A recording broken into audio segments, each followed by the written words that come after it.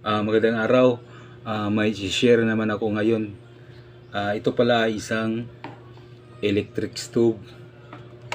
At ito ang ano natin. Hanapin natin yung watts niya. Ang nakalagay dito ay 1,000 watts. Bale, malakas to. Kaya alamin natin kung magkano ang mababayaran natin sa isang buwan at sa isang araw bawat gamit natin ito. Magsimula tayo sa itututal na natin yung niya, wattage, at saka dun sa kanyang unit of measure. Ganun pa rin, 1,000 watts kasi ito, i-divide natin sa unit of measurement, 1,000 kilowatts per hour. At ang lumabas ay 1 kilowatts. I-divide natin yung 1,000 tsaka 1,000, syempre 1 din, 1 kilowatts. Kaya i-multiply naman natin siya sa rate natin sa kung saan tayo nakatira. May kanya-kanya kasi tayong rate. At dito sa Naga City, at nakita ko na talaga ang magkano ang rate dito. 11.64 pesos per kilowatts ang dito pala. Kala ko 14 pesos, ang laki. Ngayon nalaman ko na at itinotal ko na kung magkano talaga ang ating mako-consume dito.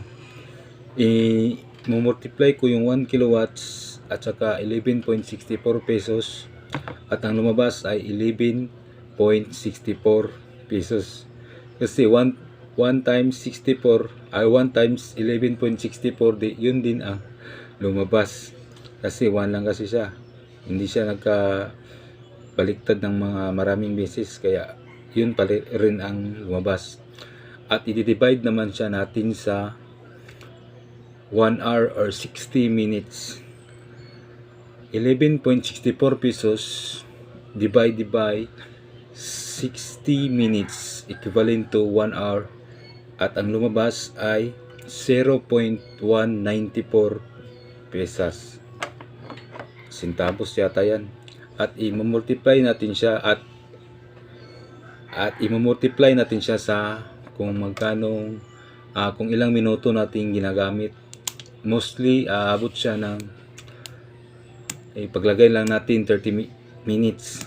Kaya i-multiply natin siya sa 30 minutes bawat gamit natin. Sa 30 minutes lang to At ang lumabas ay 5.82 pesos. Medyo mababa rin.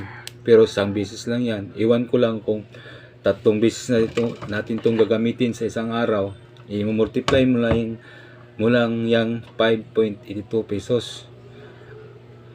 At i-multiply naman natin siya sa 30 days. Sa isa.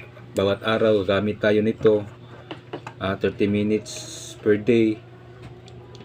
At ang lumabas naman ay 174 pesos sa isang buwan ang makukonsume natin ito. Ito lang wala pang kasama ang mga ibang appliances. At kung ito naman kasi para makasave tayo, gagamitin lang talaga to sa pang emergency lang, pag bubusan tayo ng gasol o wala na tayong may ibang magamit, ito na lang ang option.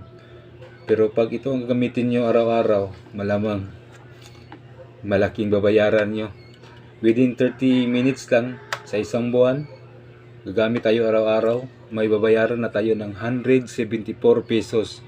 Ita-times pa natin yan ng 3, magkano na? 500 na, halos sobra. Kaya yun. At salamat sa mga sumusuporta dyan at sa mga nanonood ng videos ko.